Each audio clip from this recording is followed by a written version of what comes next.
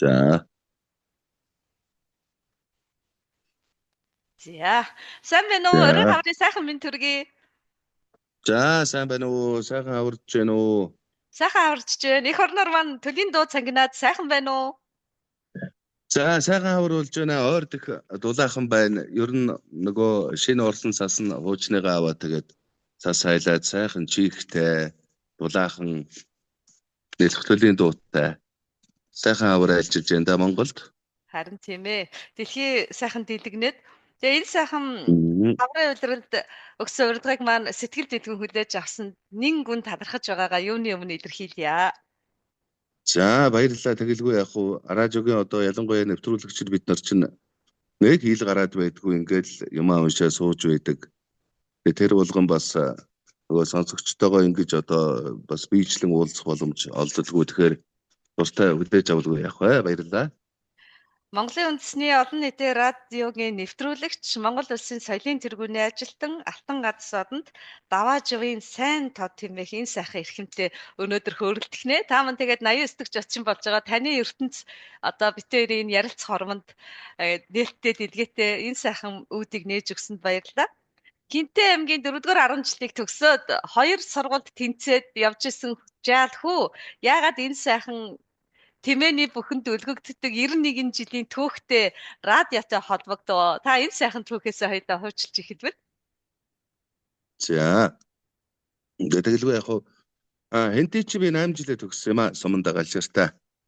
Тэгээд сум ч нөгөө 10 жилгүй учраас Говьсөнбөр аймгийн 4-р 10 жил манай том эгчтэй дэмж байсан. Тэгээ эгч маань очиж аваад би чинь 8 төгсөөд аймаг дээр конкурс өгөөд нэг юуны Новосибирскийн бас нэг тийм инженер технологийн хуваар энэ төр авцсан байсан. Тэгээ манай эгч нөгөө хойно оюутан байсан байхгүй юу? Оросод. Тэгээд тэр мөрний гоё санагдсан байлгүй дээ. Тэгээ тийм хуваар авчгаад тэгээ сүүлдээ тэрийг бүр хаяад 3 ах маань сургууль цэцэрлэг цэрэг мэрэг явцсан. Аав ээжтэйгээ малчин болцсон байсан шүү дээ би чи бүр хөдөө. Сургуулаа орхиод. Тэгээд жил өнжөөд сайхан. Тэгсэн чи манай том эгч очиод энэ та ингэж жаргахгүй яа одоо. Сургууль аманд явна гэх. Тэгсэн манай яг миний дээдлийн ах цэргээс захаа бичээд би одоо ингээ халагж очиод маллаад ингээ малчин болно. Наа тодыг сургуульд нь явуулаа. Тэгээс манайдаа л одоо бас гайгүй урлаг уран сайхан хичээл номдоо гайгүй л энэ гэсэн тийм захаа бичсэн байдаг. Би аягүй санддаг байхгүй юу?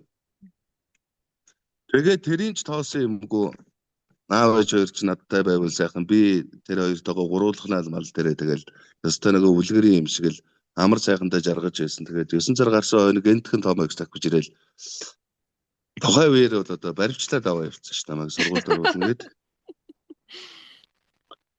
Тэгээд Говьсөнбөр аймгийн 4-р 10 жил 9 цаг гарсан хойно 9-р ангид ороод за тэгэл үзэд харсан да. Жил өнжсөн очсон тааг өдөө малын бэлчээр дээрээс очсон юмнуудаа мартчихсан. За тэгэл нөгөө сакс волейболч тоглож чадахгүй мэдэхгүй ер нь юм болсон. Тэгэл маш идэвхтэй ажилласан. Ямар сантаа нэг урлагийн үзлэг болоод хамтлаг бүжиг гаргая гэдгсэн чи би ерөөсө бүжиглж үцээгүй багшаа. Тэгээ дуулчих гээд. Тэгээ дуулсан чинь тэр нөгөө сургуулийн урлагийн үзлэг төрүүлээл. Тэгэл сакс волейбол бүх гэдлээ 2 жилийн дотор мөнч их сайхан тэр одоо даалд байсан авиас бэлгийн мэн нээсэн тийм газар гэж одоо бас Говьсөнбөр аймагта талархаж явдгийг. Тэгээд нөгөө 2 сургууль тэнцдэг чинь тэр байхгүй юу? Бүхий сургууль тэнцээд цагдаагийн сургууль тэнцээ. Тэгээд цагдаагаа аавынхаа үгэнд орж орхиод бөхтөө ирээд тэгээд бөхөө орхиод ерөөсөө л энэ урлагийн сургуульд орохгүй л өгдөхгүй юм байна. Тэгээ бэрстэй сургуульд жүжигчний ангид нэмэлт хэлсэл авч яхад нь таарал. Тэгээ орсон доо. Аавын үгэнд орно.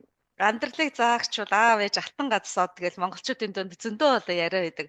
Аав гэдэг хүн тэгэхээр миний хүү одоо ингээд явах нэ гэдгийг нэвт шовт харж хэлж чадчихин тийм ээ. Тэгэхээр аав нар үнэхээр тий одоо Одоо хүртэл би ер нь учрыг олоогүй л гоё. Ер нь манай аав чинь хүн загнадгүй, одоо бойл байр миний хүү тэгдэггүй ингэдэггүй гэж хэлдэггүй.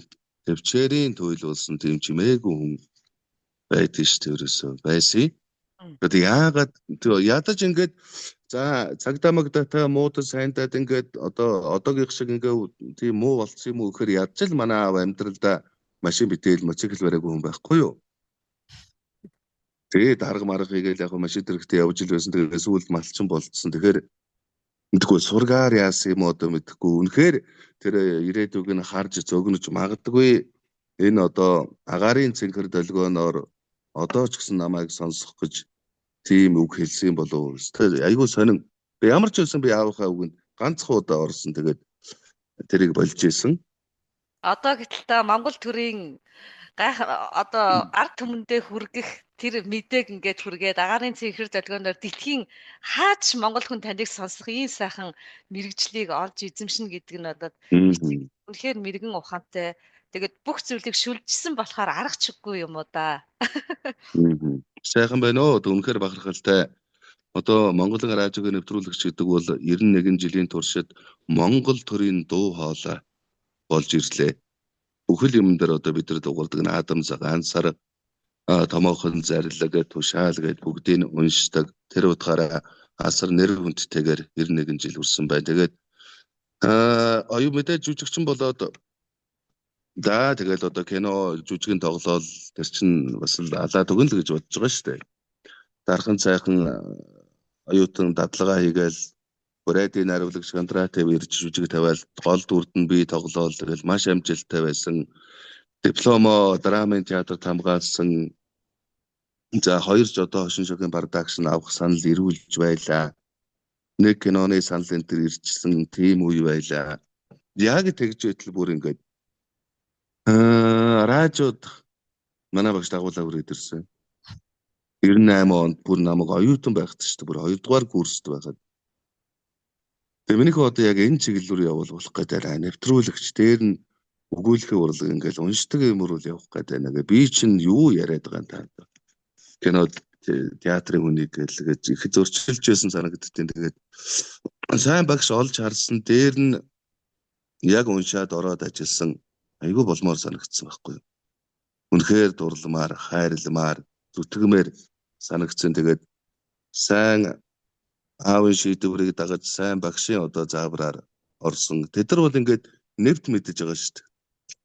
Манай анги 96 онд Берстэй сургууль 30 хэдүүлээ ороод 6 хүүхэд өгсөж байсан байхгүй. 3 эрэгтэй 3 эмэгтэй. Хувийн сургууль мөнгөний аваад төгсгөөд өвөл төгсгөөл байна өөрт нь ашигтай. Гэтэл манай багш бүгдийн шигшээд за минь хүү тэрүүгээр яваарай, пантомимогоор яваарай, үггүй урлагаар яваарай. За чи бүжгээр яв, чи дуугаараа яв гэд бүгдийг хөөгөө явуулсан байхгүй. Тэгээ 3 эрэгтэй 3 эмэгтэй төгсөж байсан. Тэгэхээр багш бол бас алдаагүй ажиж мэдсэн байна. Дээр нь хэдийгээр 3 гэж аав ээжид эрхэлж өссөн ч гэсэн бас нэг одоо бодоод байхад яг л тэр нэг Монгол хүний сайхан даруулга байжээ. Тэгээгүй бол эн чин зөөрч тавхаал одоо би тийм ч болно, ийм ч болно гээл энэ авчирсан газрыг хайж тавхаал байсан бол үгүй байсан байх л да. Тэгэхээр эцэгийнхээ заяасан тэр нэг олон ах эгчийнхээ бас үг мүгэнд орж өссөн тэр юм одоо бодоход байдсан байх лээ. Онож таныг яг ингэж онсон биш тий. Онохгүй ингээд бас ойгоод явцсан бол көөмө харамсалтай яа. Бид нар одоо таны энэ сайхан дуу хоолойг сонсохгүй байх нь байна шүү дээ. Санаа. Та ер нь тэгээд таны түүхийг ингээд хөвөрдөөд сууж хахад эрхийн далаагаас эрхийн далаа руу та ер нь ингээд хүмүүсийн тэр сайхан сэтгэлийг хүнийг таньж мэддэг сайхан эрдэм ухаанаар ингээд дамжаад яваад байсан. Тэгээ 91 жилийн түүхтээ энэ сайхан хамт олон донд орж ирэхдээ та бүр алтан үеийнхэн дунд ингэж ирхэлсэн. Энэ бол одоо бүр үнэхээр гоё. Их гоё яаж завшаа. Цаг үеийн ч гоё тэгж таарсан шүү дээ. Үнэхээр тухайн цаг үеийг эзэрхийлж байсан тэр гоё редакторууд, нэвтрүүлэгчид, манай гончиг жовын Чулуунбат гаваагийн отхон бүх гавьяатууд ажиллаж байсан үе. Манай Цэнди Жимэдэр Дамбын Шагдар суран алдарнууд бүгдээрээ бичиж байсан үед би орж ирсэн. Тэр цагаан одоо Мэтвийн цагаан, Пүрвжвийн цагаан гэдэг алдарнууд байх үед нь амжиж орж ирсэн. Тэрэнд магадгүй амжуулах гэж манай багш 98 онд оюутан байхад намайг хөдөлж авч ирсэн байх гэж боддتي. Тэгээд тэр аваргууч өөрсдөө бүгдээрээ намайг уншуул сонсож үзээд болох юм байна гэж хэлжсэн. Тэр айгүй том уран байсан шүү. Би өөр нь маш олон хүүхдийг эндээс буцаж яахын найз нөхдөө мэдэн шантарч яахын мэдх юм. Тэгэхээр юм цаанаасаа гэдэг шиг одоо би энэ төр бол үнэндээ тэгэж одоо яадаг алдтал зовж одоо бусад тэр орох гэж байсан хүүхдүүдийг шантарч нус нулимсан даавтгалдаж энэ төр байгаагүй штэ. Яг нөгөө эн чинь бас учиртай. За мэдээж тэр нутаг орон эцэг эхээс яасан бэлэн дуу хоолой байж байна. Хоёрдугаарт төв халах үг хэллэг аялга нь тэр галшир нутагт ингээ байж идэм байна. Гуравдугаарт мэрэгжлийн жүжигчний хичээл үзсэн хүн бол нөгөө нэвтрүүлэгч хийхээс гадна хөтлөгч уран уншлага тал руугаа аюу төхөмтэй байсан байна. Тэгэхээр аваргуудын одоо сонор таалагдаж болох юм байна гэдэг одоо тэр уран маяг бол бас энэ мэрэгчлээс шалтгаалсан болов уу гэж боддتي. Тийм байна. Та тэгээ хэдийн үеэс яг ингээд энэ нэвтрүүлэгч гэдэг мэрэгжлийнхаа огш шимийг нь бүр үнэн голоосоо мэдэрч эхэлсэн бэ. Яг л энэ байж тэг. Хүн нэг тэгдэг те. Яг л энэ байж тэг гэжсэн тэр оргил үеэ эргээд орсон. Одоо ч юунд яг оргил үе дээр явж байгаа шүү дээ би. Тэр бас тийм шүү те.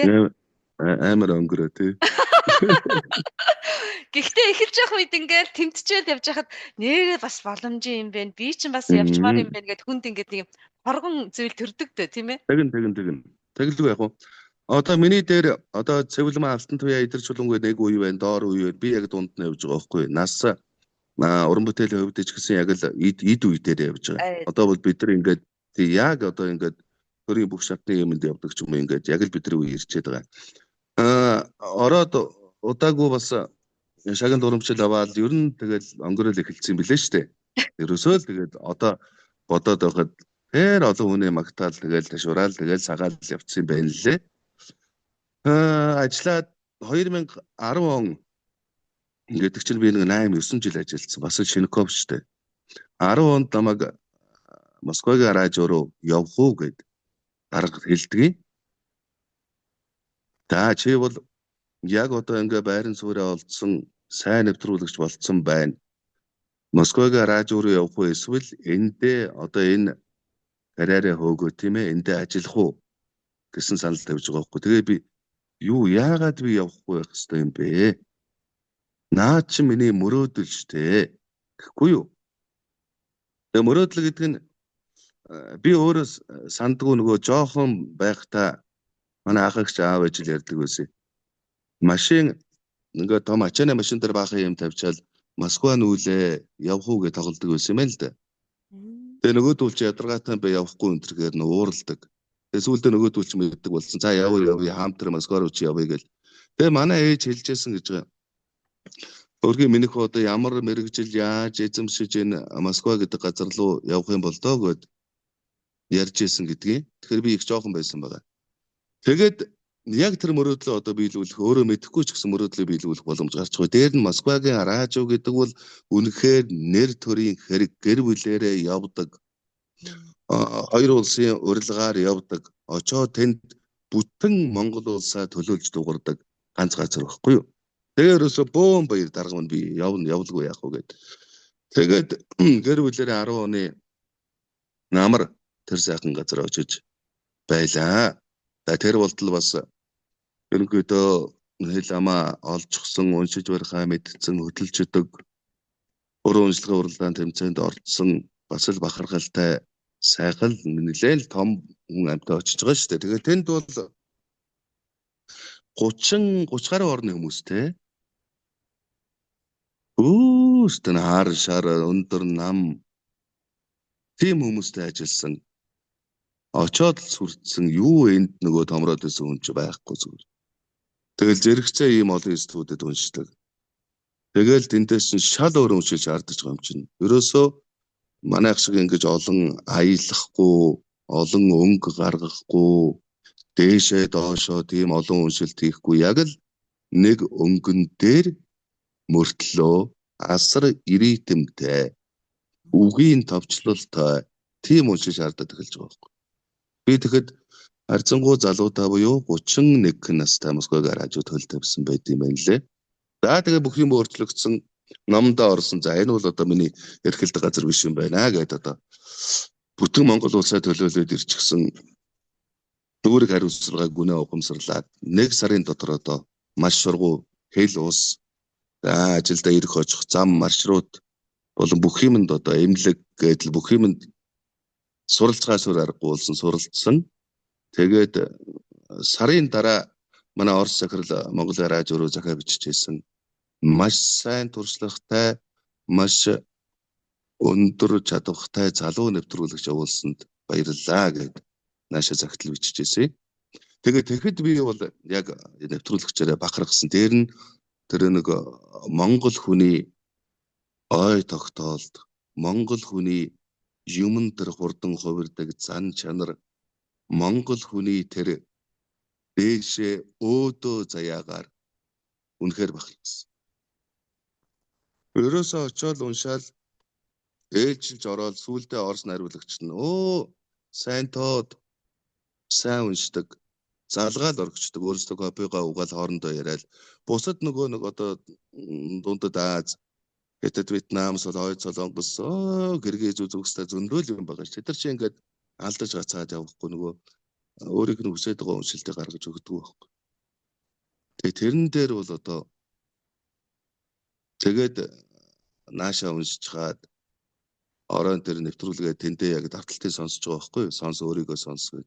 Тэгэхэд за үнэхээр Монгол төрийн дуу хоолой, Монголын радиогийн нэвтрүүлэгч гэдэг бол ингээд Монголд яаж байлаа? Тэгтэл дахиад бүр ингээд хил дамнаад Москвагийн олон улсын радиогоос Монгол руу дуугарна гэдэг том хувь заяа юм байна. Дээр нь том гүрний бодлого бол том л байт юм байна. Зөвхөн Москвагаас ярьж байна гэдэг дуургахын төлөө хоёр улсын гэрээгээр гэр бүлээр нь тэнд авчид ажлаа хийлгэж идэг гайхалтай. Тэгэхэд би яг уншиж байгаа метрон дотор бодож байсан байхгүй. Яг ингээл бүр мэдрэгдээд ирж байгаа юм чинь. Тэгэл бүгд ингээл ажилдаа орох чинь ингээл 30 хэдэн 200 гаруй гадаадынх нэг дор суудаг байхгүй. Тэгэл эдэр чинь ингээ надад зай тавьж өгөөл. Нөгөө ажиллаараа мундаг болцсон тий. Тэгэл надад тамхи мамг асааж өгөөл. Яах гээд байгаа би одоо солонгос киноч гэдэг. Солонгос киноны нөгөө Ким Духайн гэдэг шиг тий. Тийм болсон байсан шүү дээ. Бүх найруулагч нь ингээ надад нэг хийгээл мундаг гэл. Тэгээ яг би гэрлүүгээ явж байхдаа метронд би утсан дээр Монгол руу радио руу мессеж бичижсэн байхгүй юу? Мэдээж метронд сүлжээ барихгүй ч гэсэн би гараад явуулна даа гэж бичижсэн байхгүй юу? За таминэ бид нар Монголдо Монголын радиодо ил гарахгүй хүн танихгүй ч гэдэг юм уу? Салин багтай тухай тийм л байлаа л дээ. Нэр хүнд муутай гэж ерөөсөө бодож болохгүй юм биш үү? Монголын радиогийн нэвтрүүлэгч гэдэг бол ёстой цэг дээшээ үнэхээр өөрөөрөө бахаргаж ингэж явахаас аргагүй. Ийм гоё мэрэгжил байдгийг биш антуудаа гэд би яг метрод ингээ утсан дээр ичээд гараад би явуулж ирсэн баг. Тэгэхэд одоо яг таны асуугаад байгааг бол би тултал мэдэрсэн. Стэнэрэ ус басж гин гэдэг шиг ур чадваруудын нийлбэр хүнийг ямарваа нэгэн зүйлдээ нэвт болгоод байна. Таних бол тэр эрхийн далдаа думбаж байгаад хил гараа явахар чи хүн чи бас нэг шал өөр орчин огтож авна шүү дээ, тийм ээ. Тэнд очиод өөрийнхөө ур чадвар дээр нэмэх нь дахиад ур чадварууд эзэмшчихээр нэвтрүүлэгч байхын аргагүй юм байна. Тийм болсон юм аа. Тийм байна. 2014 он гээд 4 жилд та Москвад байж байсан. Тийм 4 жил. Тэгэхээр 4 жил зүүс. 4 жилд та зөвхөн даваажвын сайн тод гэхээс гадна таныг тэдгээр хүмүүс Монгол улсаар нь харж байгаа шүү дээ. Энэ үл ерөөсөө л Монгол улс. Тийм тэгэхээр чин үүрэг хариуцлага гэдэг өмнөхөөс бүр илүүтэй их хүнд ч юм шиг нэг талаараа. Өөрөөхөө байж болохгүй гэсэн үг нэг талдаа. Чи айгүй хэцүү юм бэл ерөөсөө овог дууддаггүй шүү дээ. Харин давааж өгж ерөөсөө. сайн тод Монгол. Тэр намаа явахад яг манай отхон багш хэлж ирсэн. За та минь одоо ингээд энэ Оросд очсон хэдхэн хоногийн дараагаас чи бол даваажвын сайн тод биш юм аа. Бүтэн Монгол улсыг чи төлөөлж тэнд ажиллана, тэнд дуурах юм аа. Гэж байсан үг нь тэгэл минийх одоо 3 хононоос илүү битээ угаараа энэ төр гэл үгүй энэ олон жил ажиллаа сурцсан хүмүүс чинь бөөн захиас болно шүү дээ. Тэг нэ. Энэ том ресторан авч байгаа төстэй гавьяатаас илүү бүр амар том найр хийж мэж явсан шүү дээ би чинь. Тэгээд энд ажилдаг цэвэрлэгч нараа харуулын албаа бүгдийг нь өржмөрөөл. Тэгээ одоо их л олон захиас занаа хэлжсэн. Тэгээ тэр мөрийн бүгдийг нь мартсан амар хөөрсөн амтлаач байна. Сэтгэл өндөр чихтэй юм те. Тэгтээ яваад дундаа тэр бүх нандин өгнүүдийн эрхэм зүйлүүдийг нэг нэгээр мэдээд л иртгэлтэй хүн ер нь тийм ээ их орноосоо холдоод ирэхээр.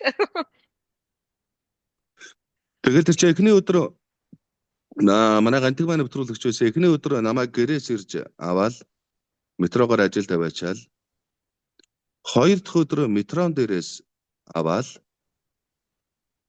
тэгээ 3 дахь өдөр нь ирээд авна гэсэн чи байдгүй алга болцсон. Тэгээд цаг нь боллоо гэд өөрөө ингээд яваад очихгүй юу би. Тэгээд ажил дээрээ очсон чи Орос тарга гантиг маа чи хайдсан ингээд. Одоо ирж л байгаа байлгүй гэсэн чи юу вэ чи өөрөө ганцаараа хүрээд ирж байгаа юм уу гэд. Тий ингээ хүлээгээд ирэхгүй болохоор нь би ирчлээ штэ гэсэн чинь өө тэр чи аягүй сүйтэг хүлээж авч байгаа юм чи нэгэл хашгиралдаал баяр хүргээл бүтэн 14 хоног дагуулж явхад мэддэггүй штэ метроны үжрэг олдгүй штэ чи бүр ингээд 3 дахь дээрээс өөрөө ирчлээ штэ гэл орсууч аягүй сүртэй штэ хөөр хийдэг. Би тэр нөгөө бидэрт одоо хөдөө өссөн ингээд гоо жалга адууны айс занг анддгүй бид нар зүгээр л жирэл юм байгаа байхгүй юу? Хоёр явахдаа ингээд үдэлчихжээ штэ. Тэр солидог метрон тийм хамтай Оросл мэдэхгүй ч гэсэн те Следующий станц нэг тим юм хэлж тэгэнгүүт нь буун. Тэр ханны тэгш шатаар алхаад хоёр давхурдгараа буцаж буугаад баруун эргээ зөв эргээ дараагийн метрон зүүн. Тэгээ хоёрын явахдаа мэдчихгүй юу? Тэр байтугай 1000 мал ялгаад идэв чинь. Тэгсэн чинь нөгөөдөл чи бөөн баяр зүгэрсэн. Хөөр хийдэ. Нүүдэлчдийн нэг гайхамшиг түндэ байгаа тийм ээ. Тэгэхээр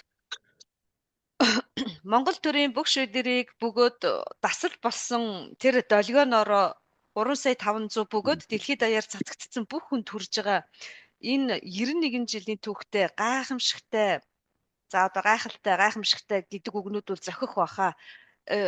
Радиод та нар маань бүгдөө их хэлний манаач, хамгаалагч, цааш нь дамжуулагч, утга уянга төгөлдөр сонсголонтой гэж хэлж болох бүх зүйлийг та нар маань хамтд нь авч явдаг. Тэгэхээр энэ тухай хоёудаа ярихгүй хүндэхгүй байхын аргагүй. Энэ талаар таныхаа бодлыг сонсъё. Тэгэлгүй яг хөө. Одоо яг өнөөдрийг хүртэл надтай мөр зөргсөн ажиллаж байгаа болон энэ 91 жилийн туршид ажилласан бүх хүмүүс яг одоо бид төрийн ярьж байгаа энэ эхлэлний хөлөө явжээ. Үнэхээр энд ажиллаж Монгол эхлэлнийхээ төлөө явснаар хохирсон ч хүмүүс би одоо хүртэл тэдэр бас ярьдаг. Үнэхээр араачв гэж яваад өнөөдөр бид нар гавьяа шагналчгүй нэм л байж штэ гэж ярьдаг. Гэтэл тэдний тэр хамаг үн цэн халуун залуунасаа зориулсан ганцхан гавьяа нь Монгол эхлэлний дархлааны төлөө байжээ гэдгийг өнөөдөр ойлгож байгаа. Магадгүй одоо ч ажиллаж байгаа хүмүүс нь гомдож байдаг байхгүй юу? Чин за одоо би арааж ингээ байхад хөрөмж дэмжсэнгүй мүү те цалин бүлүү нэмсэнгүй мүү ч гэдгийг. Гэтэл яагаад чив чимээгүй энэ хүмүүс ингээд уран бүтээлээ төөрваад хүн сонссон сонсоогүй ч юмаа бичээд байдгийг. Энэ өөрөө уран бүтээлчийн үүрэг хариуцлага өөрөө Монголын радиогийн үүрэг учраас радио нь өөрөө ажиллаж байгаа хүмүүс нь ингээд чимээгүй хэлнийхээ хэлийг хамгаалаад явж идэг. Үүнд орхоос сарга байхгүй. Монгол хүн юм бол Монголын радиогийн ажилтан юм бол эхлэлнийхээ төлөө явхаас арга байхгүй. Тэр хүмүүс үнэхээр бодож санаж бичиж яхад тэрийг муу уншихын эрх бидэнд байхгүй. Яг тэр чигээр нь дамжуулж яг тэр хэлний төлөө дуу хоолойгоо өргөж Монгол төрийн дуу хоолой гэж явдаг эрхэм алдрыг л эхэлтэйгээ хамт авчирж байгаа юм хүмүүс шүү дээ. Гайхамшигтай. Одоо бид нар ингээд юм хэм хөтлөөд хүнтэй ярилцахад ингээд ямар гоё дэл сул үггүй ч гэдэг юм уу? Ямар сайхан үгээр ярьдгийг энэ төр гэдэг аахгүй. Бидний сайных биш шүү дээ. Үе энд ажиллаж байсан тэр алдартан гавьяатнуудын тэр гоё текстийг уншиж өстэй л ач хам явахгүй. Өөрөө ярихгүй тэр нүдэнд харагдаж байдаг. Өөрөө ярихгүй нэг сургууль дээр очиод монгол хэлний тухай ярихад ийм байдаг шүү гэх тэр текстээс нь шүлэг нээсэн, яруу найраг зохиолоосон жишээ татчих байдаг. Тэгэхээр монголоор ажуул энэ үүргээ цаашид биелүүлсээр ч байх бэл. Харин тийм энэ бол бүр маш том одоо хувийг эзэлдэг гэдгийг ер нь их бүр ч илүүтэй өмнө ч одоо залуу хүүхэд байгаад ойлгодог гэж одоо бол нэрээ монгол хэл маань жоохон эвдрээд байгаа юм уу да. Бид нар өөрсдөө иргэдэн ч гэсэн түүнийг ээж аав нь гэртээ ярьж байгаа яриагаа хүртэл одоо ингээд цэгнэхгүй бодохгүй ингээд санамсаргүй зүйлээр ингээд өөрсдөө бид нар эвдээд идэх юм байна. Тэрэндээ бас нэг жоохон эмзэглээд заавал одоо хүн бүхний л үүрэг болчиход байна да гэд ер нь бодоод байгаа. Тэгээд тэгэхгүй бол одоо гэртэл буруу яриад хэлдэг юм бол нөгөө 2 3 5 6 хүүхдүүд нь буруу яриад тэгэл цөөхөн хувь нь хамгаалаад дийлэнх нь буруу яриад ахаар нөгөө бидний тавч тодорхой ганц юм уу 2 хүн үгэндээ агуулгыг тэр чигээр нь шингээсэн байдаг. Дандаа ганыг сэргээдэг тэр гайхамшигтай хэл маань жоохон эвдрээд ах шиг санагдаад байдгийн. Монголын радио маань бид нар ч өөрсдөө ч мэддэг юм билээ шүү дээ. Би ямар санда ороод удаагүй байхдаа бас хөдөө очичоод нөгөө хүүхдүүдээ 3 жоохон хүүхдтэй тэгэл эрхлүүлээл аануу гэд байсан байна л да. Тэгэд манай том ах адуучин харж хаад чи одоо ийм том монголоор хааж өгөх нэгдүүлэгч. Тэ ийм одоо их хэл соёлын хөдөл ингэдэг хүн өөрөө ингээ буруу хазгаа яриад ахаар чинь наад хүүхд чинь яаж өсөх юм бэ гэж хэлсэн байхгүй. Тэр болтол би өстой анзаараагүй зөвхөн энэ микрофоны ард энэ танхим цуугаад зөв ярих хэвээр зөв унших хэвээр л гэж бодож ирсэн билээ. Тэгэл тэрийг бодчих нэрээ тийм байх шүү. Өөрөө ингээд зүгээр энгийн байгаа үедээ ч гэсэн те үр хүүхдтэй болон хажуу хавирганыхаа хамаатан саданд бас үлгэрлэж явах юм байх шүү гэдгийг мэдчих авсан шүү дээ. Айда. Бүхэл талаараа тэгш байх хэрэгтэй юм шиг байгаа юм тийм ээ.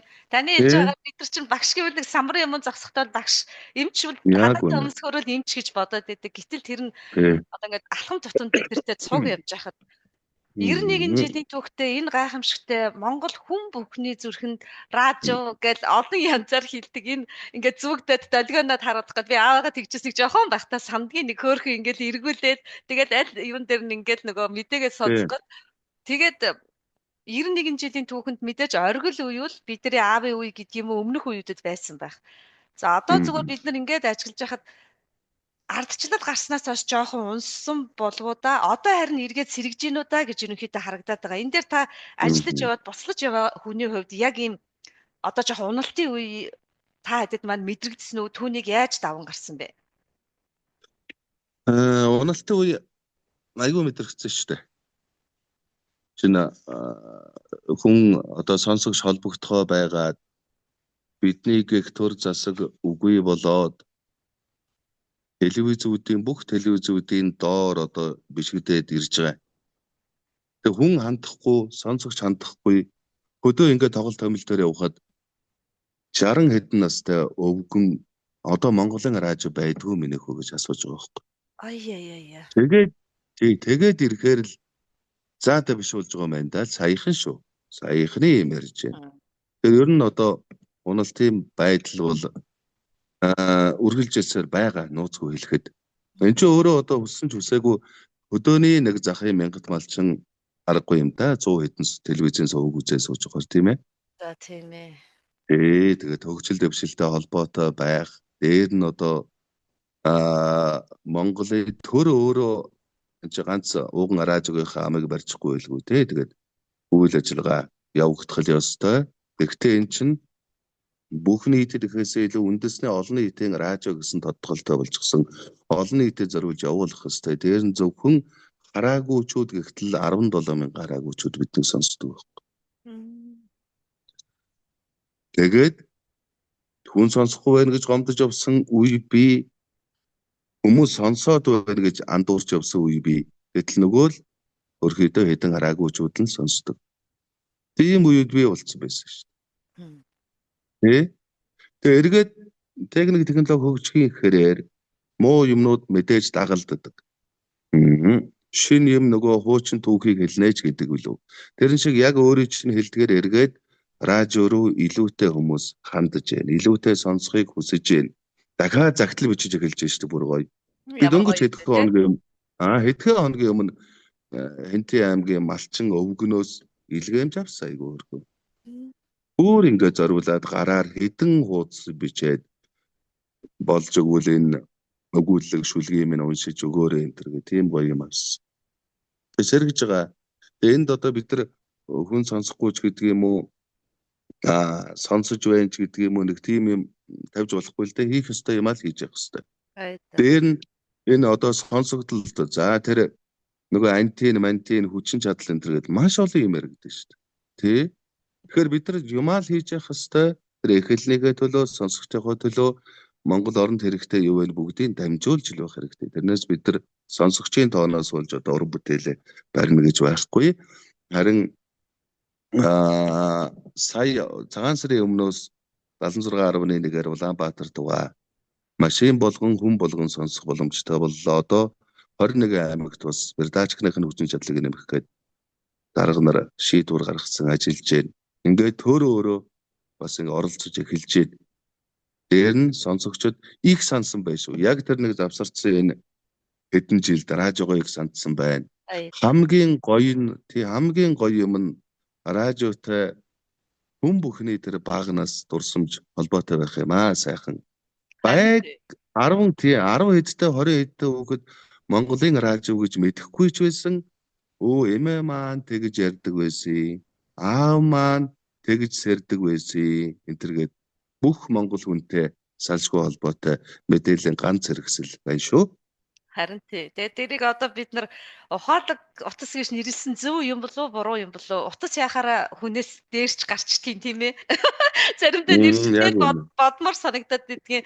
Тэгээд утас гэдэг энэ нэг техникт одооны хүүхдүүд бүр дэндүү автцсан. Гэхдээ бид нар ээж аваасаа сонсч яснаа бид нар дамжуулаад яваад байх юм бол ямарваа нэгэн зүйл ингээд үе уламжлагдаад өвлөгдөөд л яваад идэх юм байна л да. Тэгэхээр хүн бүхэн л өөрсдөө хичээх нэг чухал юм шиг байгаа юм. Яриад хилээд сонирхуулаад. Тэгээ таны маань амьдралын өнгө дундаас салшгүй нэгэн хэсэг бол наадам байгаа. Наадмын тэр их өндөрлөгтэй Монгол хүн бүхэн тэнд нэгддэг, хуурдаг, оюун санаа нэгддэг тэр гайхамшигтай оргил сүмбэр дээр сууж явах үеийн сэтгэлдлийг хуваалцвал. Сайхан яг тэр нөгөө нэвтрүүлэгчийн одоо гайхамшиг нэвтрүүлэгчийн үнэн чадварыг сордог зүйл бол тэр таранслиац буюу шууд дамжуулт байгаамаа. Наадмын таранслиацад гарахаас өмнө их олон юм болно л доо. Мэдээж уран чадвар, ажилласан туршлага, наан одоо жишээ наадмын концертод буюу 9-10-нд тэр шуудууд дээр ажиллана. Тэгж байж тэндээс хэрхэн ажиллаж байгаагаас бас дүгнэгдэн. Ингээд за болоод ирлээ гэхээр ашир туршлагатай одоо манай бэлгээ гавьяат ч модхон гавьяаттай дагалдуулж дугаргаж байгаа. Эгний ээлжинд бол ганц хоёр өгүүлбэр энэ төр хэлэн тэдрийг яаж дугарч байгааг ажиглана. Аймаар сандарна. За тэгээд нөгөө партнер сайн байхаар бол алцахгүй л дээ. Тэгээд дээр нь одоо бас олон шууд нэвтрүүлэгт гарцсан. Би чадахгүй гэсэн чадна гарнаа л гэсэн. Тэгээд л тэр чин хом стажонд яг гололд суугаал яг нүдэн дээр ингээл үйл явдал бүгд харагдаал. Тэг миний энд хэлж байгаа үгчин тэр стажонд дүүрэн гараал аймаар ч та бурхан минь. Тэгэхгүй би бол анх гараа тэр эхний хэдэн өгүүлбэр яаж үнснэ энэ төр бол мэддэггүй шүү дээ. Одоо яаж л үнэлсэн бол доо гэсэн тэгээ дараа нь сонсоход гайгүй л явцсан байлээ. Тэгж аймаар сандардаг. Тэр үл үнэхээр гайхамшиг. Тэр оюун санааны гайхамшиг задрал гэж одоо манай багш урлагийг хэлдэг. Тэрэн шиг зүгээр ингээл юунд ороод ирвэ гэж барил. За тэгээд тэр мартнууданд давхиал нээл хөгжмөн дуурал. Ерөнхийлөгчийг үг хэлэх хүртэл энэ төр бол бас л дээд энэ орчлон дээр ер нь байнуудаа үгүй тасарцал явна шүү. Гоё дээрээс нь хардсан тий сансарт гарчихсан тэр дуу хоолойтойгоо хамт хөөрчихсөн бүх юмыг ингээд дээрээс нь масштабаар хараа сууж тийм л гоё мэдрэмжийг авдаг. Тэгээд маш том хариуцлага. Буруу хэлэх хэрэггүй. Бүгд намайг сонсож байна. Дээр нь манай радиогийн гаралтыг чинь сэнгэлдэх авчин бүх телевиз авчин тэгээд үнэхээр хариуцлага гайхалтай. Тэр хүнд хариуцлагыг аваад гарна гэдэг нь зөвхөн бие организмын хувьд биш, бие сэтгэл оюуны тухайтад энэ гурван бие гуруула нэг болж ижил тэр их хариуцлагыг ухамсарлаж авч гарах байх. Тэгэхээр маш их эрч хүч, энерги та нараас ингэж гардаг байх гэдэг байгаа байхгүй. Бид нар бол яг үзээд ингээд адаг ташаал сууж байгаа. Ерөөсөө бэлэн байх л тэр байхгүй. Бэлэн байх хэрэгтэй.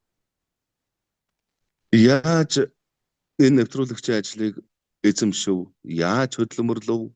Яаж энэ дуу хоолойгоо одоо ийм болгосон, яаж уншиж сурсан тэрийг гаргах ганц боломж шүү дээ. Өөрийгөө таниулах боломж.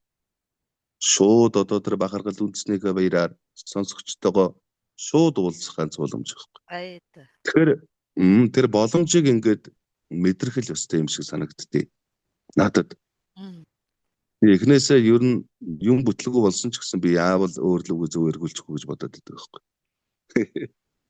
Тэгэхээр сэрүү сэргэг ухаан байна те. Яавал энийг авч гарах вэ? Одоо ингээд хамаагүй үхэл агцал бүр ингээд ажил бүтэхгүй ч байсан. Өөрлөгөө яаж эргүүлэх юм те? Зөвөр. Гээд бодохоор нэрвгүйч болд юм бэлээ.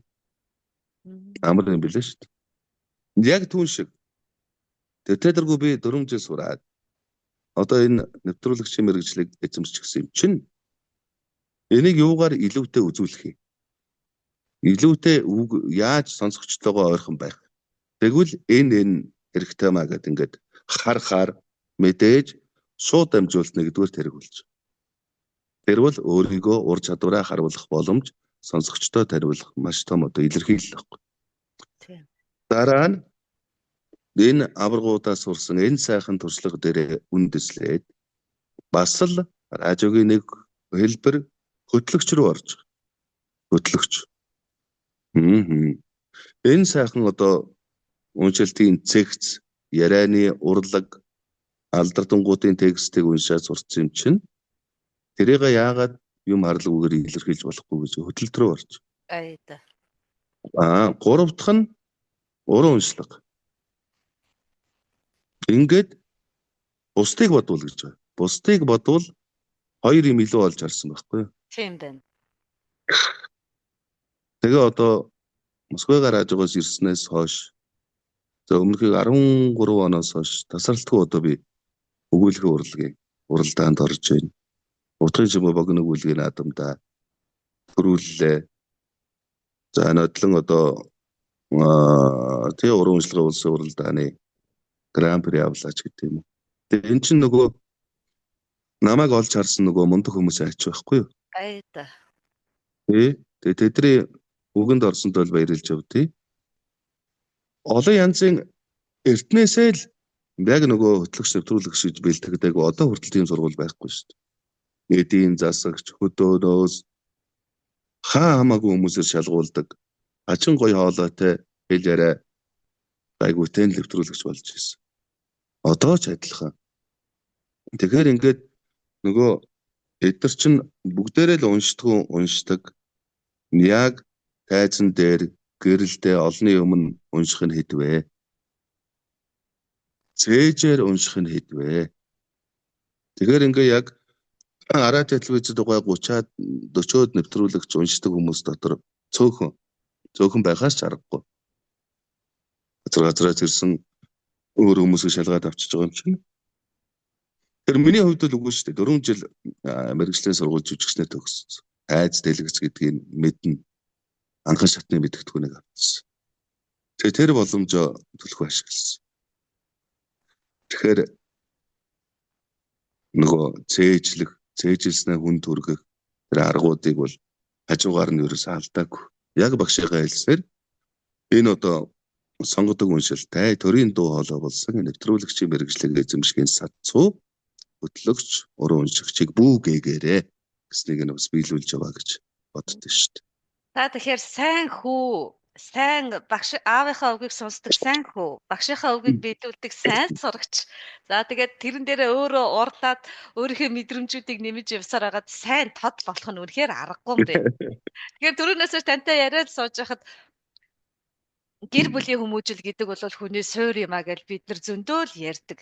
Тэгээд тэр сайхан аавын холт шувхаан, тэр сайхан ээжийн хүүгээ машинаар тоглоод байж хахад нь өрөөжсэн тэр сайхан хүү одоо ингээд үнэхээр сайн тод болоод уран уршлахаар та үнэхээр би тэр богинохон хугацаанд та тэр олон төлөв байдал шилжиж байгааг нь хараад бүр үнэхээр л мэрэгжлийн тэгээд нэвтрүүлэгч хөтлөгч саяны ярьсан тэр уран бохныг дарахлаад ингээд чимээд байгаа нь аргагүй юм байна. Тэгэхээр таныг энэ олон хугацаанд өдөөс төдөө бүтээж ирсэн бүх мэдрэмжтэй хүмүүст талархахгүй байхын арга алга. Үнэхээр гайхамшигтай.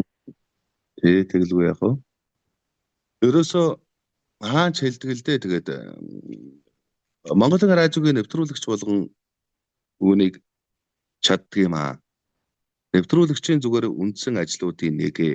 Хоёрдугаарт Монголын радио өөрөө нэвтрүүлэгчээ ингэж бэлддэг юм аа гэж ярьдаг юм би. Энэ нөгөө стандарт нь аахгүй. Ийм стандартыг эзэмсэн байх л ёстой байна л да уг нь. Нэвтрүүлэгч нь. Яг хэн эзэмсэн бэ гэхээр мэдээж өөр тоо гарна. Миний бодлоор бол нэвтрүүлэгч гэдэг мэргэжлийг Монголын радиогийн стандартыг хангасан Монгол төрийн дуу хоолой болсон ийм хүнийг нэвтрүүлэгч нэгээд өөртөө ингэ бий болгочих байгаа байхгүй би маш том юм өөртөө тавьчих байгаа. Зүгээр ингээ ажиглаад олж мэдснээр тэрнээс надад одоо тийм багш дарга хэлээл тэгэн шүү ингэсэн үү гэж хэлээгүй. Тэгэхээр ийм аймаар сонгомол уншилттай төрийн дуу хоолой хүн бол хувирлтууд байх ёстой. Монголын радиог төлөөлөө тайзан дээр гарч байгаа бол тэр шүлэг өгүүлгийг яг радиод уншдаг шиг өөрийн биеэр хүрэх ёстой. Тэр миний нөгөө юу вэ шүү дээ. Таны босгонууд шаардлагатай. Миний босгонууд вэ шүү дээ. Тэрнээс ийм зүйл залт байхгүй л дээ. Ингээд бодоод ирэхэд аягүй гоё. Тэгэл Улаанбаатарын ямар ч тайз байсан, аймаг орон нутгийн ямар ч тайзан дээр байсан өөрөө хөдөлж ижээ. Монголын радиогоо ярьж гэн, Монголын радио ярьж гэн, шүлгээ уншиж гэн. Тэр сайхан өгүүлбэрүүд уншиж. Бүтэн тоглолт хийгээд дуусахаар бүгд яаж гэнэ вэ? Сайн тод биш. Монголын радио амьдараа ирлээ гэж хүлээж байгаа. Тийм гоё. Тэгэхээр яг нөгөө эргэлж балаарч өссөн ч гэсэн бас нэг тийм нөгөө юмыг ойлгох тий. Өөр цаана хүртэл ойлгох. Тэгээд ойлгосон дээр ингээд хөгжих тэр үндсүүдийг бол яах аргагүй энэ одоо эцэг их нутаг орон багш нар тавьж өгсөн юм байна. Тэгээ би бол яг өнөөдрийг хүртэл тийм одоо нэр шигээ тийм сайн сайхан энэ яваагүй шүү дээ. Арах жил явлаа, ууж идэж жил явлаа, саксуурч жил явлаа. Ямар сайнтай 40 хүрээд нэрнийгээ тухай бодож яах вэ? Тэ? Тэр ч юу хүний амьдралд байдаг юу н дийлэх өнгө юм шиг байгаамаа. 40 дарсан нэр 4 дарсан ат гэж хэдээд байна. Дотоод сэтгэлийн тэлэлтийн тухай тэр танин мэдсэн тухай хэдүүлээ яриад ах шиг байгаа юм тийм ээ. Тэгээ тэгэж танин мэдээгүй өнгөрчүүл бас хайран 60-таа ухаарад нөгөө 61-т дэшээ явдаг мовдөг гэд хэдүүлээ тэгвэл бас харамсалтай. Тэгэхээр эрт ингэж ойлгож ухаар чинь гэдэг нь сайхан юм аа. Ер нь юмны төрөнд гоё сэтгэлээл дэвсэх хэрэгтэй байхгүй юу? Би адилхан би тэр цагдаад орсон бол би адилхан л ингэж ажиллах байсан. Би бүх болсон бол яг адилхан. Урлагт орсон. Гэхдээ жүжигчин болж чадаагүй, дуучин болж чадаагүй. Намайг бүр дөөрийн театрын болд багш хичээл ордог байхдаа дуучин болгуулах гэдэг болсон шүү дээ. Наад сургуулийн сүйс рүү жүжигчнээ дуулаачаа ингэж орчих. Тэргээ ургуулах гээд тэгээ би чи үгүй гэсээр байгаа. Тэгээд санаасаа л энэ өөрөө нэвтрүүлэгч болох гэж л байсан юм шиг байлээ л тий.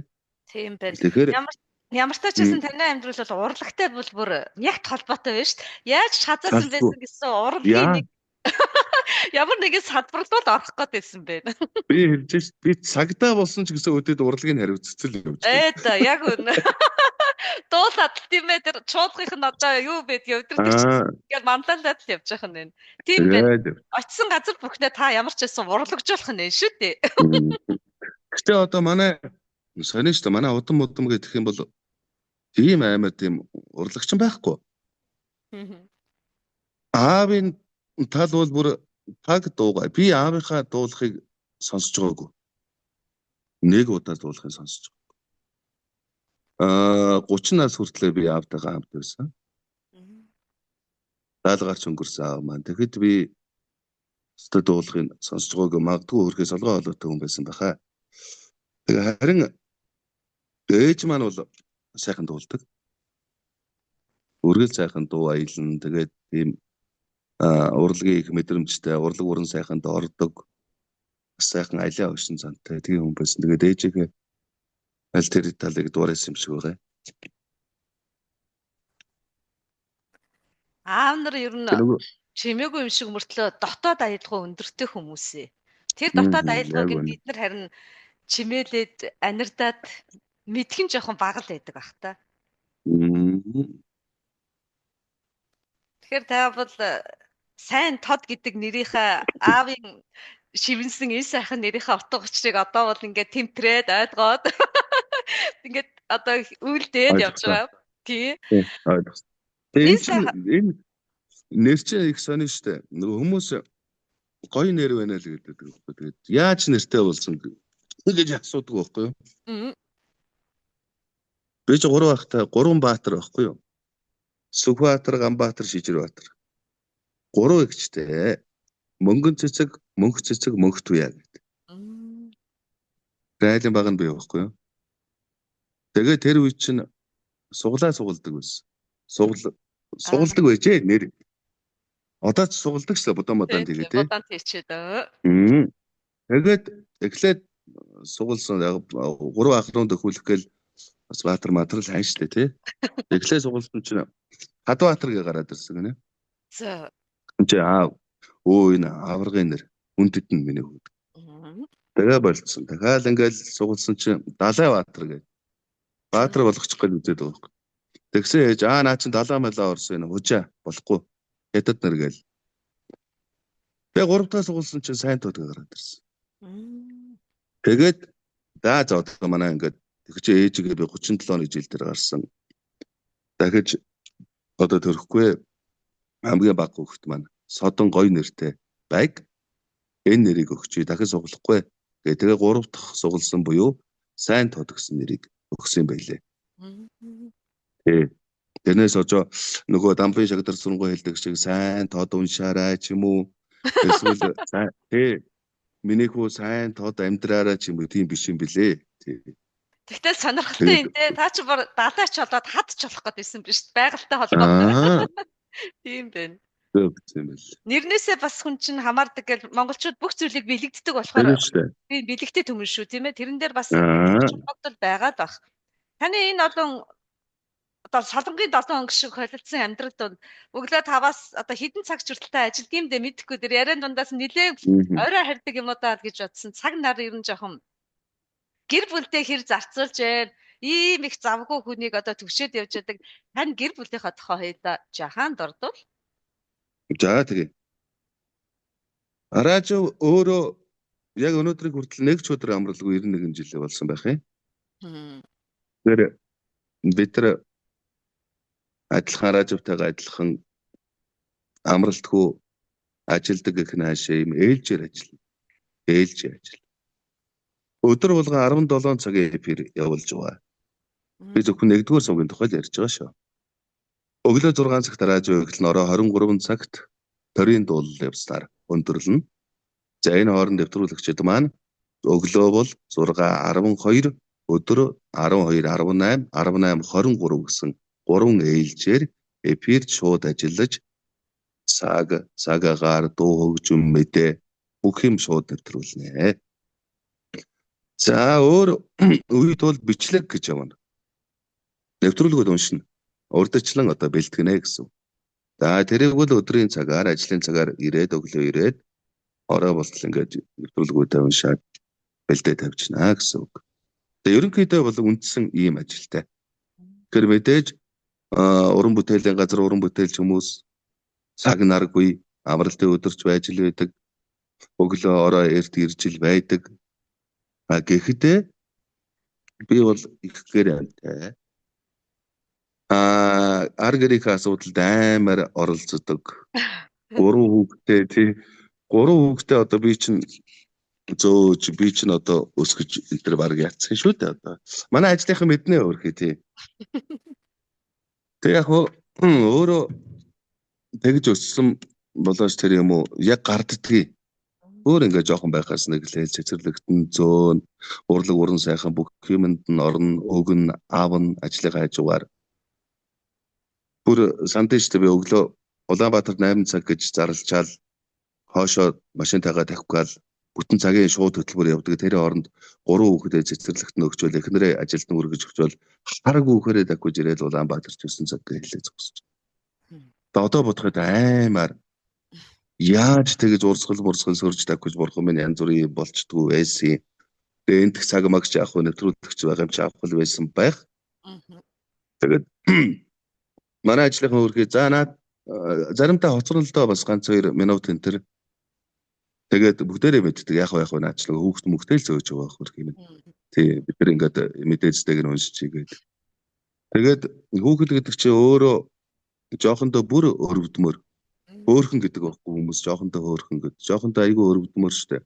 Өөрөө үг хэлээ илэрхийлж чадахгүй. Сэтгэл санаа ямар байгаагаа ойлгуулж чадахгүй. Дураараа айлын хаалга саваад гарч чадахгүй тий. Айгүй өрөвдмөр харагддаг ба. Тэг би чи 2 охинтой нэг хүүтэй. 2 охинтой Москва явсан нэрэ. Бага охин маань үүтэй өлгийтэй явсан. Очоод Москвад миний хүүд өрсөн байхгүй юу. Тэг Алтан Москва надад бас сайхан хүү хайрлсан. Тийм бай. Раажвын буян байхгүй юу. Тэгээд тэр чинь 2 насны зөрөөтэй ингээд хүй солигддггүй юм байна л та. Тэгээд Москвад очсон чи ингээд дэлхийн уртраг өргөрөг хүн соол ингээд солигдоод хүй төрсөн. Тэгээд ер нь одоо хүртэл байнга хүүхдүүдээ уралдсан, багш нартай уулзсан, урлаг спорт бүх үйл ажиллагаанд манай эхнэр бүр сурцоо бүгдээр би ингээд өмнөөс нь зохицуулчдаг болохоор одоо хүү 7 9 11 дугаар ангийн 3 хүүхэд. Тэгэл одоо ховц сунар сонгох барих тэгээ бүгдийг сурчгаар амар юм билээ. Тэр бол нөгөө мэрэгжилдээ сайн байсных ажилдаа хурдан зөвшөрснөх байхгүй юу. Энд юм аавч чадахгүй нухалдаал загнуулаад суугаад байвал юу тэр ар гэртээ цаг зав гарахгүй тий. Тэгж ирээл 13 нэвтрүүлэг тавьж байгаа л тэр чинь 30-40-од нүрийн болж байгаа шүү дээ. Аваал за шууд явна гээл нэг ч алдалгүйгээр 2-3 цагийн турш дунд нь нэг ч алдахгүй яг стандартын дагуу бүх нэвтрүүлгийн одоо унших аядангийн гаргаал уншаад дуусгаар чинь тэгэл ямар ч найруулагч яваал миний хүү. Тэгээд багасаа тэгээд залуугаасаа тэгээд нөгөө хослуулаад айл айлын алдахгүй тэгээд сурчсан. Тэгээд айлын эрх хүүхэн гэдэг энэ их мундаг шүү гэж манай ах мах шоолоод өгдөө шүү дээ. Бүр хэрсүү та чинь ирэх биш яг ясвэн дээр маш хэрсүү хөхөд байсан. Хэрсүү байсан байж тээ бүх зүйлийг тэнцвэртэй авч яваад. Тэгвэл яг одоо манай ах экчентр бол гайхад шүү дээ. Энэ одоо ингээд сайн сайхан яваад одон тэмдэг аваа яваад ийм болохооргүй л одоо нөгөө хошин шогшиг бараг шоронгийн хадаас болох л байсан юм бил ярьдээ шүү дээ. Ханаста бага ээж аавын жоохон хижил насан дээр гарсан хүмүүсийг ухаалаг байдаг гэдэг тэр бас үнэн ч юм шиг байгаа юм тийм ээ. Бүхэл зүйлтэйгээ холбогдоод. Яг. Тэгээ одоо тэгээ миний Нөмө ах トゥ аав ээжээгээ одоо зовоосон жаргаасаа хоёр бол барыг тэнцэх байх уу. Их зовоосоо их зовоосон. Эрэгтэй хүмүүс чи ер нь жоохон чанга талдаа байгаад идэг шүү те. Тэр үл амьдралын сүлэлдийн дунд байдаг нэг л өнгө байх. Тэгээд гүн мөр хөрөлдөөний маань нэг хоёр уламжлалт асуулт байдгийн. Тэрийг би танаас асуух гээд. Одоо цагийн гайхамшигыг та ер нь хэрхэн илэрхийлээч үг болгож гаргаач гэв та юу гэж хэлэх вэ? Одоо цагийн гэдэг нь бүх дэлхийн ертөнцөөр ярьж байна уу, Монголыг ярьж байна уу, зөвхөн намайг хов хүн ярьж байна уу, юу гэж ойлгохгүй. За та дэлгэр сайхан утгаар нь л байдах ч бол. Ааха. За. Яг одоо цагийн гайхамшиг гэвэл яг уу энэ даяарчлал хөгжлөөрөө бол одоо үнэхээр дээд одоо бүр зэндаанд хүрчээ, тийм ээ? Дэлхий. За, Монголын одоо цагийн гайхамшиг гэх юм бол уламжил руугаа хандж эхэлж байна. Одоо яг тэр нүүдэлчин ямар байсан тэрийг санагалзаж байна. Тэдрийг одоо ярьж байна, нүүхийг хүсэж байна бүр. Энэ бол би одоо үнэхээр гайхамшиг гэж бодож байгаа. Тэр зүүр цэцэн үгүүдийг FM радиогоор ингээ өглөө сонсож байхад таалгадаг болсон байна, уншуулдаг болсон байна. Ингээ буцаад их түүх рүүгээ явж байна.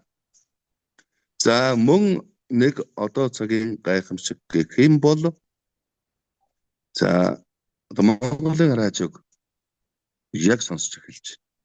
Яг сар гарны өмнөөс Улаанбаатарт бас сая гаруй уншуур. Энэ бол одоо би гайхамшиг л гэж хэлнэ. Манай эргэн тойрны найзууд хүртэл бүшийн чи сонсоод байвал ямар гоё олон мэдээлэл юм авдаг юм бэ. Би бүр ингээд ажлынхаа гадаа 15 минут машинтаа сууж байгаа тэр нэвтрүүлгийг чинь дуусгачаад ажил руугаа орлоо.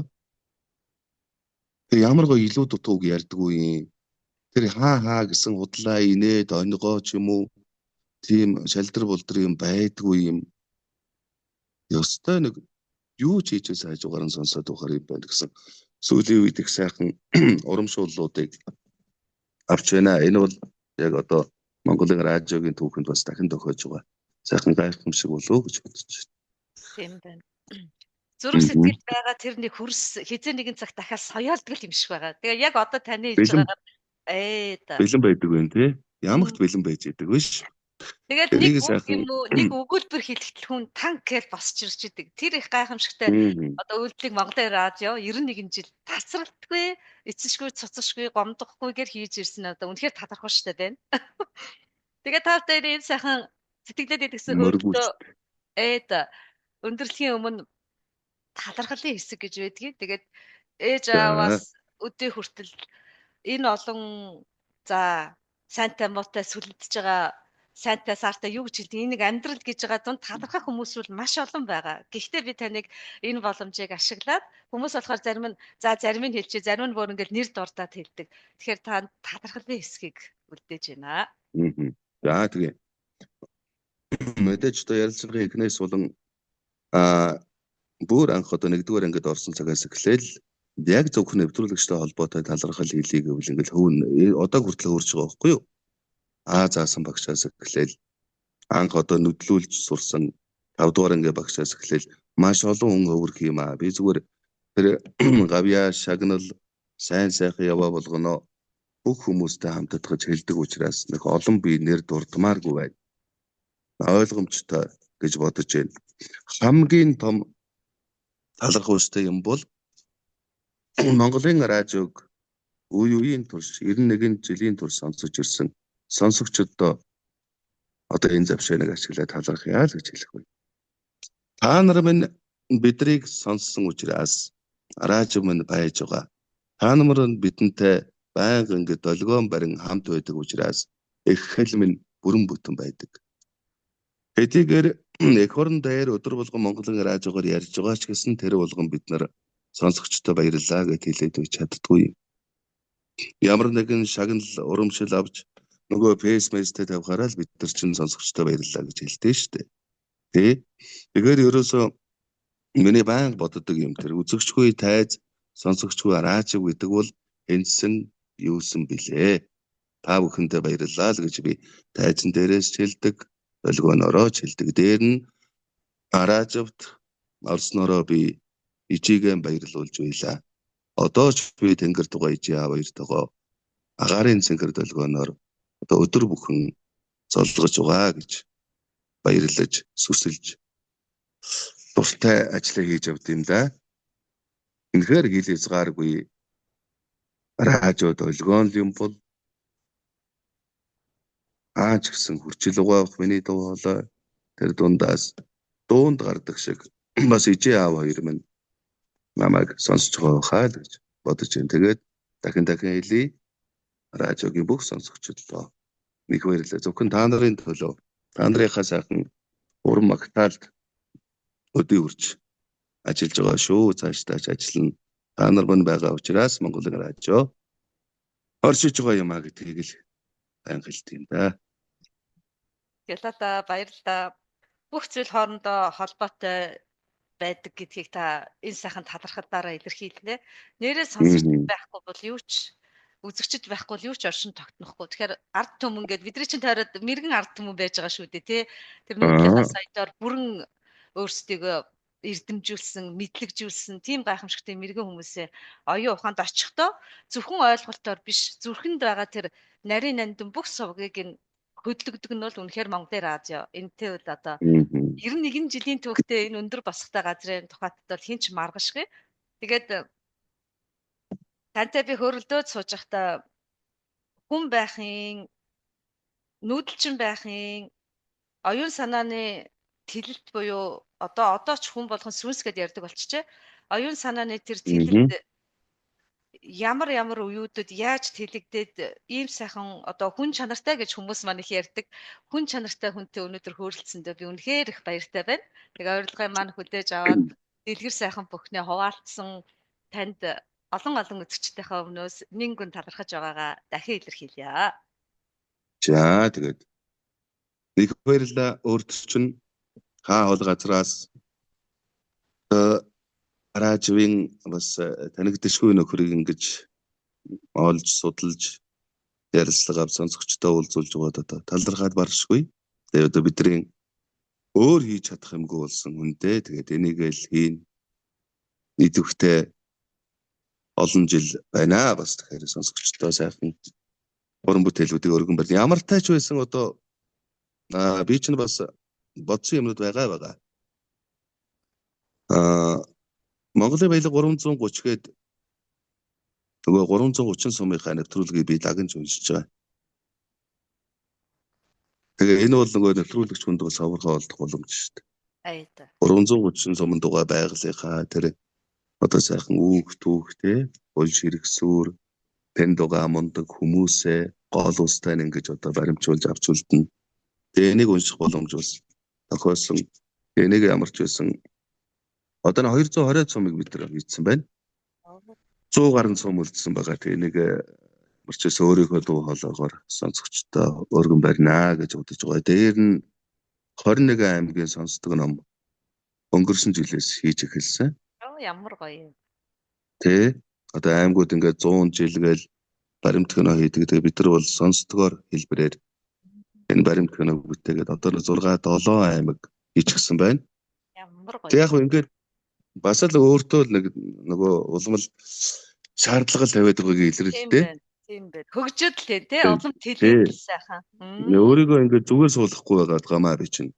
Нэгэнтэй л ийм дуу хоолой нэвтрүүлэгч ажил хийсэн бол 330 сум 21 аймгаа одоо уншсан бас анхны нэвтрүүлэгч болох ёстой.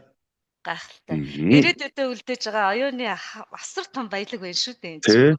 Тий юугаарч чиг одоо үнэлэхгүй бүр оюун санааг одоо юугаарч үнэтэй цэгнээд илэрхийлэх гэж чадахгүй бид нар нэг жоохон ярьж төхөөлж чадах юм шиг байгаа. Гэтэл тэр сайхан зүйлээ та бүтээж байгаа нь үнэхээр гайхамшигтай. Тэгээ энд одоо энэ хүмүүсийг Аражавын алтан сан энэ төр хараад байхад ерөөсөө хүнээс юу үлдэх юм бэ гэдэг асуулт гараад байгаа. Тэгээ манай телевизийн нэвтрүүлэгч бүр хэлж байсан шүү дээ. Үгүй хэдэн шүлэг уншаа таминэ. Яг ч байгаа гэсэн чи цагийн хүрдээс өөрийн бидэнд үлдэхгүй юм байна. Нэр Тэгэхээр одоо миний өр хүүхдүүдэд ах トゥ хамаатан садан нутаг орныхонд нэвтрүүлэгч Даваажвын сайн тод гээд хайлтын програм руу орохоор юу ч байхгүй бол муухай биш үү? Тэгэхээр тэр нөгөө ярьдаг шиг эд баялаг машин тэрэг биш юм байна. Уран бүтээл үлдэх юм байна. Оюун санаа тийм ээ. Оюун санааны Тий. хөмрөг. Тэгээ тэрүүгээр бас бахархаж үр хүүхэд ач зай ах トゥ маань бас бахархаж амгшиж надаас хойш ч гэсэн өргөлжлүүлж ажил төрөл нь бүтээж яваасаа л гэж боддоо шүү дээ. Тэгээд нэгэнтээ хүн болсных уран бүтээлч хүний үүрэг хариуцлага гэж байна шүү дээ. Тэрүүл энэ Монгол банкныхаа дансанд хэдэн төгрөгтэй вэ гэж бид нар чинь баг ойрхон шалгаад байдаг атлаа. Сэтгэлийн дансанд юу вэ гэд харахаар, удмын дансанд юу вэ гэд харахаар бас юу ч байхгүй байвал хайрын юм да тий. Та тэгэхээр маш чухал зүйлийг ингээд үе үедээ нийгмийн бүхэл салбарынхан ирээдүгөө хүлээж авч бэлддэг. Тэгэхээр Монголын радиогийнхан маань ирээдүйдээ хөрөнгө оюуны сангаа сайхан бүрдүүлж байгаа юм байна. Энэ мэдээ үнэхээр сайхан байна. Сонсоход үнэхээр ямар гоё юм бэ? Сонсъё. Тэр танин мэдхгүй зүйлүүдийг бүгдийг үзье. Хоёр одоо хүүдээ ч гэсэн үзүүлэе гэж бодоол сууж байна. Энэ бол бас гадаадд өсөж байгаа хүүхдүүд жоохон сул тал нь дийлэнх цагаа нөгөө байгаа газрынхаа хэлээр нь яриад тэгээ эцэг их нь өөрсдөө хичээхгүй л бол Монгол гэдэг зүйлээ ер нь жоохон тавиад туучих гэдэг жоохон сул талтай. Тэрний одоо амьдралынхаа гол зорилго болгоод гэртээ дандаа монголоор яринч гэдэг юм өөрөө өөрсдийнхээ хэмжээд мэдээд бид нар хичээд гэлтэй. Тэг яг тэгээд мөн сонсогчтойгоо нийлээл энэ сайхан түүхтэй ууган радиог бас үргэлжлүүлчих гээл хичээж ил явна. Мэдээж энэ хажуугаар бас нэлээ юм золиосолж байна. Би байж бас радио шиг байх юм болов энэ төр гэж бас өөрийгөө тоож өөрийгөө өнгөрөөж энэ төр тэгж л ажиллахгүй бол бас болохгүй шүү дээ. Хүн хэлээгүй ч гэсэн тий. Айда. Нэг ч иргэнээс нийгэм бүтдэг шиг нэг хүнээс эд эс нь болчихсон юм чинь тийм ээ. Тэр эд эсийнхээ өвгийг гүйцэтгэхгүй л хэдэлээ болохгүй. Тэгээ одоо танаас нөгөө дуучин хүнээс дуудуулаад өгөөч гэж хүн болгон тэгээд уурыг хүргээд идэг гэсэн. Монгол төрийн дуу хатаа болсон энэ сайхан хүнээс одоо нэвтрүүлэгчд орсон хүн болгон л хүсдэг байх. Гэхдээ би одоо та бүхэн толдон үзэх сонсох сайхан үзэгчд сонсогчтой хүндлээд өөрийнхөө цээжинд байдаг тэр сайхан уран яруу үг хэллэг одоо танд тэр сайхан зүйлээс хэлэх боломж байгаа юу гэж хүсэж байна. Болно. Тэгээд одоо манай сонсогчд бол Монголын радио шүлэг мүлгийн маань бол андахгүй болсон бохоо бэсмэсээс. Тийм ба. Одоо үзчих байх. Тэгээ яг ихэнхдээ би ч хэлжил байсан л да. Тэгээд олон нөгөө өгүүлбэрүүд их уншдаг гэж. Тэгээд энэ богино хугацаанд ямар өгүүлбэр уншаа суугаад байлтай биш. Гэхдээ би Монголын радио шүлгэндээ бол дэндүү хайртай. Энд чинь одоо саяны нөгөө гайхамшиг гэдэг шиг гайхамшиг юм байхгүй юу? Сэндийн чимэд орж гэдэг тэр авиастан Монгол төрөөд Монголын радиод ажиллаж гисэн. Тэгээд ийм шүлэг бидэнд үлдээж гисэн. Тэгээд тэр нь яг миний тэр нийт боловсрох үе дээр таарад би өөлгөж аваад одоо нутагшуулаад ингээ хүргээд эхэлж гисэн. Би ер нь хэдэн тайзан дээр хэдэн удаа уншсан гэх бай. Би 500 удаа уншсан байдаг ш. Тэгээ энийг унших болгонд Монголын радиогоо сурталчилж байдаг. Энийг унших болгонд сонсогчтойгоо уулзаж байдаг. Тэр чигээр би гэхээс илүү Монголын радио ард нь явж идэг. Ийм амар яруу найраг гэдэг бол. Тэгээ дээр нэр бас гадаад туга сонсогчтойгоо бас уран бүтээлээр уулзах гэж байгаа. За. Энэ монголч одоо нэг тэгэл нэг аав ээж эх орны тухай тийм шүлэг өгүүлэл гэдэг сонин биш байхгүй юу? Маш баялаг. Тэгээ нөгөө магадгүй байдаг юм би 17 онд өгүүлэхүү дуулахгүй гэдэг дуучин Бямбхүү найзтайгаа тоглолт хийгээд бас л ингээл асж байгаа л хийцэн байхгүй юу? Тэр нь би ингээд шүлэг уншдаг байхгүй юу? Жишээ нь одоо энэ төрийн шагналт аш балбарын те Айда. Хашаатын хавар жаагны хажуугаар явхад хайртай аав минь бодогдно. Дээлитэн өмсөд бүсийтэн бүслээ дэлхийдэр хүүтэн алхачил явна да гэж дуусангуу тараас нь Бэмпхүүгийн аавын тухай дуу явдаг байхгүй юу? Тэгээд өгүүлэхүү дуулахгүйгээ тоглолт хийлээ. Энэ яг нарийнта Араажвыг ил гаргаад өрсчүүлсэн тоглолт байхгүй юу? Зүг. Тэ. Яг биедээ уялдаа та аавын тухай шүлэг яваад дараа нь аавын дуу, ээжийн тухай өгүүлэг яваад ээжийн тухай дуу яваад. Тэгээд сая тэрийгэ үргэлжлүүлээд энэ Завхан аймагт 3 сарын 7-8-нд тоглоод одоо 6 сарын 10 хэднэр Хятад, Япон, Солонгос руу явах гэж байна. Ямар сайхан. 6 сарын 15-наас 30-ны хооронд. Ингээд нөгөө гадаад байгаа монголчууд маань илүүтэй энэ гоё өгүүлэхээ урлагийг ёстой уйлж, инээж, уярж, ухааж, санаж, сарвайж хүлээж авдсан байна. Онлайнаар биш бүр офлайн амьдарна гэдэг шиг хүлээж авах нь ш. Надад ч гэсэн үнэхээр сайн. Тэгээ энэний ард мөн л Араажвгийн нэвтрүүлэгч уран чадвар явж байгаа. Араажв өөрөө явж байгаа. Радио маань хөлтөө болсон явж штэ хөл тавьсан. Тэгээд нэрээ ийм тоглолтыг бас хийх гээд бодож байгаа. Тэгэхээр магадгүй одоо бид тэрийг үзэж байгаа тэр гадаад байгаа олон сайхан монголчуудтай бас уулзах завшаа олдож магадгүй те. Тийм байна. За тэгээд нэр сайхан шүлэг уншиж өгье. Монголын радио одоо өдөр болгон өөр уран бүтээлүүдийг та бүхэнд хүргэдэг. Яг одоо өнөөдрийн хувьд бол Монголын радио шүлэг үзсэн цэндийн чимэд дорж гавья темаа 70 насны ой тохиож байгаа. Ямар сайхан. Тэгээ 6 сарын 19-нд үйлдвэрсэн соёлын төв Дундгов аймгийн яруу найрагчтай бас их том тоглолт болох юм. Тэгээ тэр тоглолтын дээр би чимэд дорж байгаа малчин шүлгийг унших гэж бэлдэж байгаа. Нөгөө болор цам 89 оны болор цам авсан шүлэг. Тэгээ ингээд нөгөө л тойрогтой яваад байгаа байхгүй юу би. Ямар ч юм хийсэн рааж болчиход байгаа. Ямар ч хүний юм уншсан рааж хүний юм уншаад байгаа. Тийм байна. Ийм нэг учир утгатай юм шиг өөрийн чинь хэлснээр ингэж аваад байгаамаа. Тэгээд та бүхэнтэй энэ гоё малчин шүлгийг уншиж өгье. Тэхөө би яг За тэгээ. Тэхөө оны дараа унших гэж байна. За. Монгол улсын соёлын гавьяа зүтгэлтэн сэтгүүлч яруу найрагч Сэндийн чимэд дорж болор цам авсан тэргүүн шүлэг малчин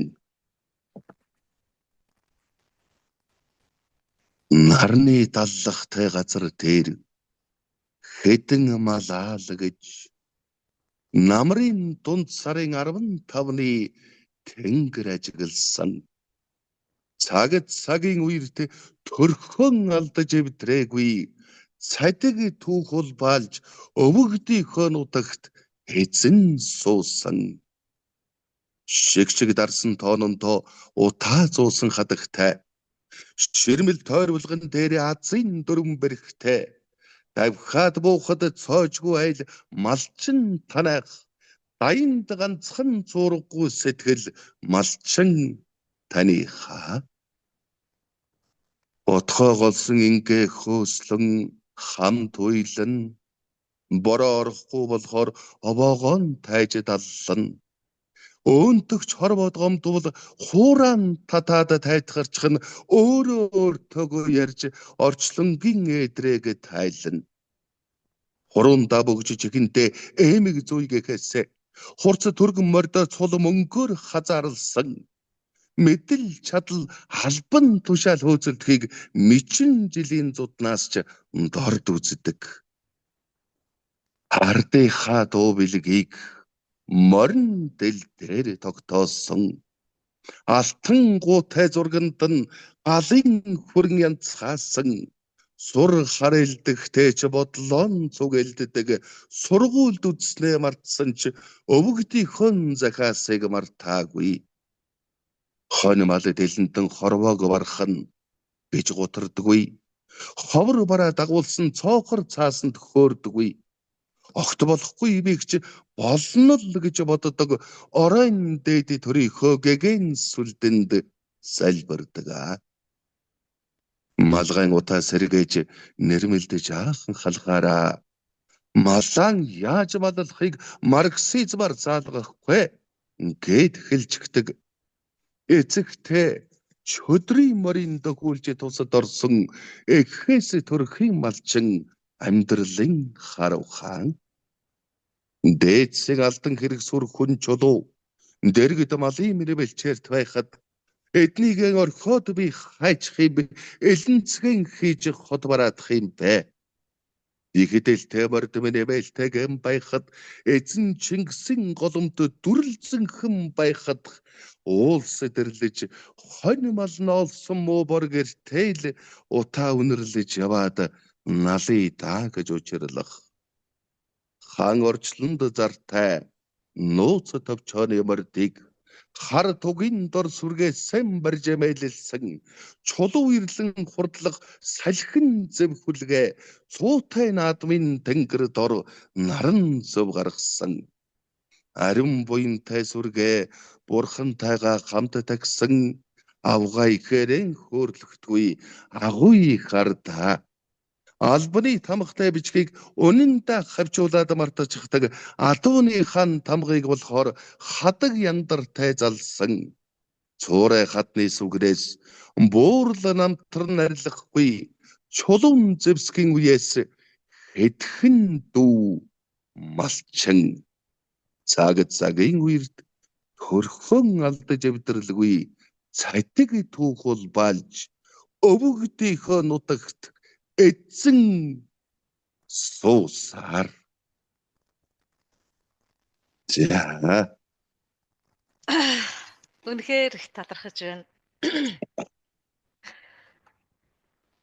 Энэ мөн хэдэн бор малчид маань л малынхаа хөлийн мөрөөр Монгол улсынхаа хөлийг хамгаалж яваа гэж боддتي.